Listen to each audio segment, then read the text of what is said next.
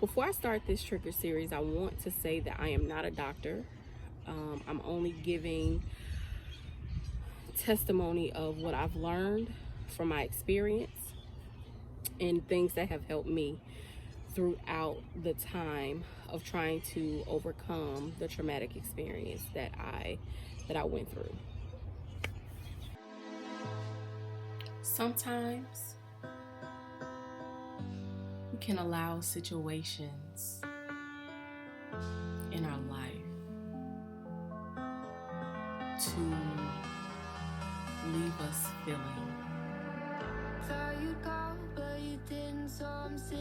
triggered. This trigger episode is going to be a little bit different. Honesty moment, I was definitely thinking about not continuing the trigger series, but then I had to remember my why behind it. I was having breakfast on the patio earlier and I was just reflecting. I will admit that not all parts of my previous relationship were all bad, even the bad moments. And what I mean by that is, even in the bad moments, God is still using that bad for your good. And what I mean in particular is the discard phase. The discard phase is when they basically discard you. You are no longer the center of their attention. They basically treat you as if you do not exist, and you're stuck trying to figure out what the hell just happened.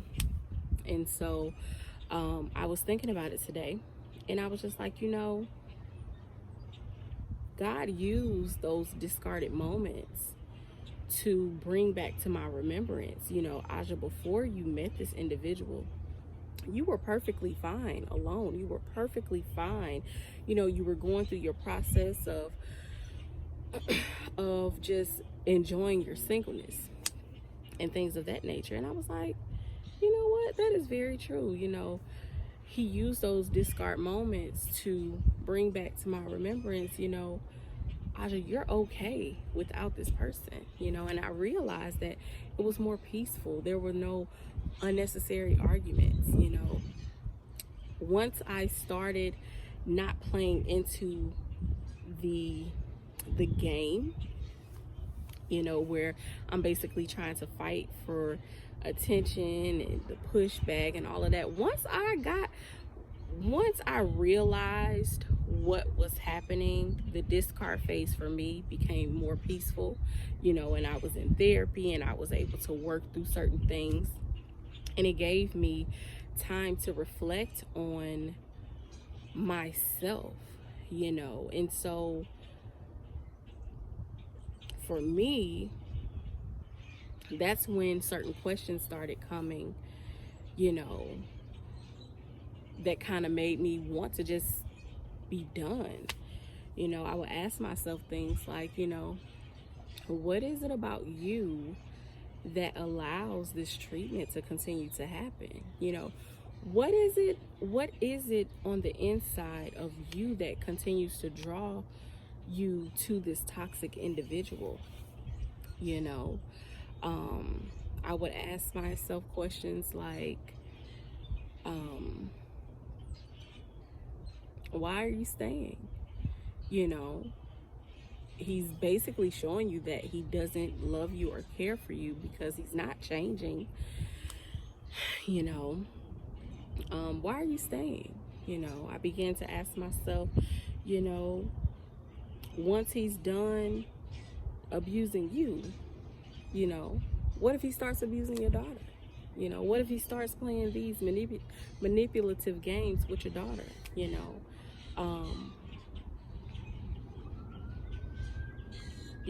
Are you really happy? Are you truly happy? Does this person, and if you are happy, does this person add to your happiness?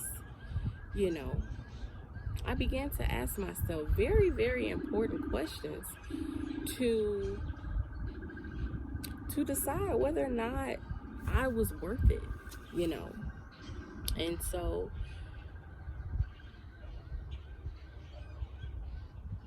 it got to a point to where towards the end, you know, the last time he came back around, I was just over it. And I was just, for a moment, I will say that I was going to accept this for life, you know, and I had my reasons.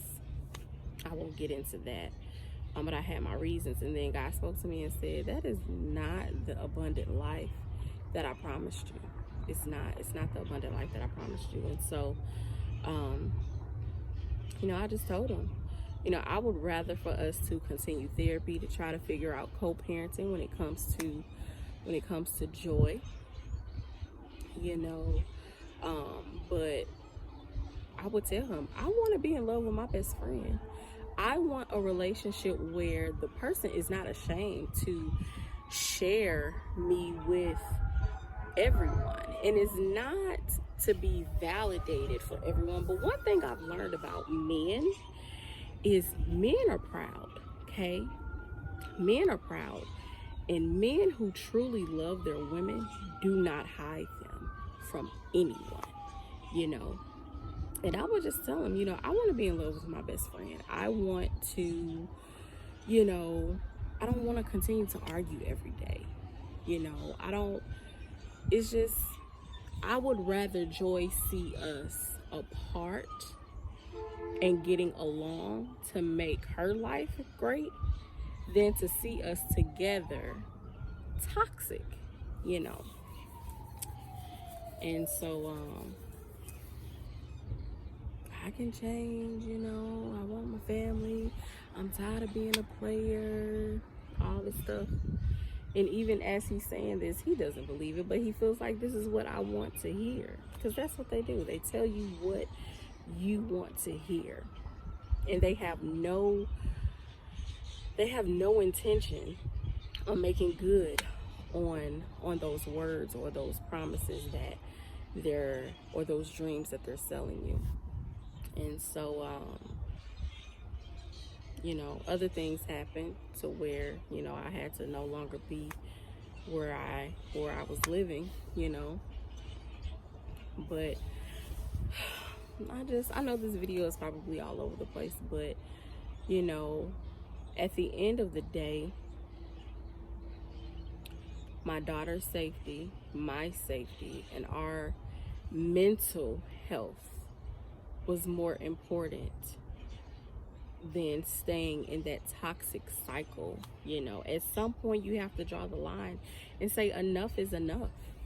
You know, at some point you have to draw the line and say enough is enough. And I tried, you know, I tried my best to make it work. I tried to make myself to fit into this, whatever it was I felt like he needed me to be. And you shouldn't have to do that. When you're in a relationship, you should be able to be yourself with no judgment. And you're supposed to be able to help each other grow and mature and build. And if you are here when you meet someone, and by the time, you know, you're in the relationship, you go down here. But see, sometimes we feel like we can make it work. Sometimes we feel like I can change this person. I can love them into changing, you know. If I don't do X, Y, and Z to make them mad, if I just don't do X, Y, and Z to piss them off, you know, you shouldn't have to walk on eggshells in a relationship. You shouldn't. You know, that's not happiness. That's not healthy, you know. You will be enough for the heart that's supposed to love you. You have to be enough for yourself. The way you allow people to treat you says a lot about how much you love yourself.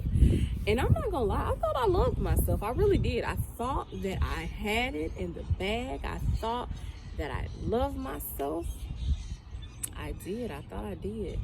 But I couldn't have. I couldn't have loved myself if I allowed myself to be in this toxic cycle for as long as I did. You know. But I'm gonna end it here. I just wanted to talk about how the bad moments in my toxic relationship God actually used to help me get the mental strength to leave and be done with it. So I hope this video helps someone. My goal for Triggered was to take you through, you know, the beginning, break down the stages, because there is a method to their madness. It is. And by the time you're in it, you're questioning yourself, how the hell did I get here, you know?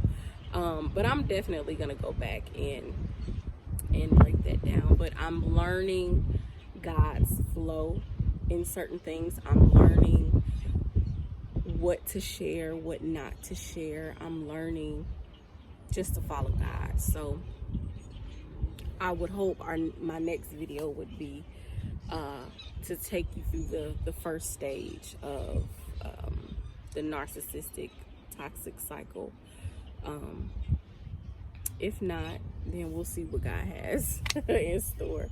But I hope that this helps someone if you're in this situation and you're trying to figure out, like, how do people get the strength to leave? You know, there has to be a mental shift. There has to be a shift in your paradigm. There has to be, when you no longer care. One second. The sun is shining. The sun is setting. When you no longer care about why they're doing you like this, and you stop. Anyway, that's another video. But I want to thank you guys so much for watching. I hope that something I said, you know, triggered something within you to come up with a game plan to get yourself out of this toxic cycle that you're in. And for those of you that have left and you're in your healing process and you're in the grieving stage, you know, allow yourself to feel what it is that you're feeling. And we'll dig into that a little bit deeper in another video. But I hope that this has helped someone. This is very therapeutic for me. And I just believe in being transparent and sharing. So I want to thank you guys so much for watching. Share your thoughts in the comment section. Share if you've left. What was it that made you leave? You know, when you went through your discarding phases, how did that make you feel, and how did you overcome that? You know, are you still dealing with it? Is it still affecting you? And so yeah, I hope to hear from you guys, and I want to thank you again for watching. Do not forget to like, comment, and subscribe, and I'll catch you guys I'll catch you guys in the next video. Bye bye.